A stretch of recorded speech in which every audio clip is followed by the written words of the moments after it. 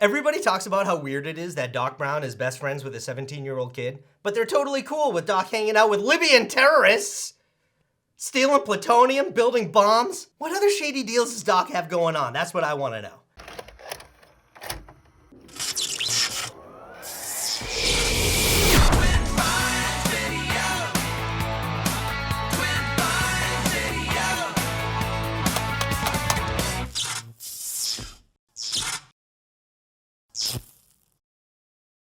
Welcome back to Twin Pines Video, your one-stop shop for random useless movie knowledge. November is my Back to the Future month. So recently I rewatched the entire Back to the Future trilogy, and I came up with a movie theory that you guys are definitely gonna think is stupid. Back to the Future was just a dream. I feel like the most important moment in the Back to the Future story is when Doc invents time travel. November 5th, 1955. Doc Brown was in his bathroom, standing on a toilet, hanging a clock, because he likes to time his poops. The porcelain was wet, he slipped, hit his head on the sink, and that's when he got the idea for the flux capacitor. But what if that's not the only idea that Doc dreamt of?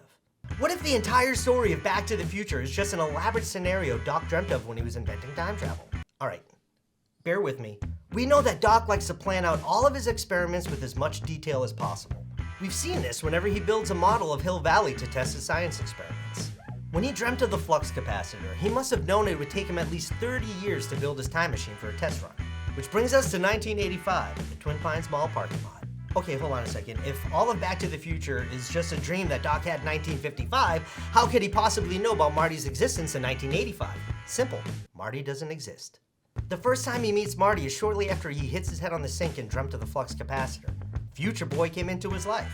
Marty McFly could be a fictional character that Doc conjured up in his dream to test his science experiments. Marty also could be a self-projection of Doc's younger self, a young scientist whose inventions never work, and a young musician who never gets a chance to play in front of anybody. It's ironic because director Robert Zemeckis wanted a physical time machine to show the audience that his time travel story wasn't a dream, and here I am destroying his vision.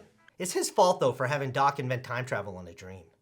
Thanks for clicking and sticking to the end. I hope I ruined Back to the Future for you. If you enjoyed this episode, please click like, comment, subscribe, follow, throw me into a manure truck, and stay tuned to Twin Pines Video for more useless movie knowledge. John Z. DeLorean was in prison for cocaine trafficking. I feel like Doc was involved.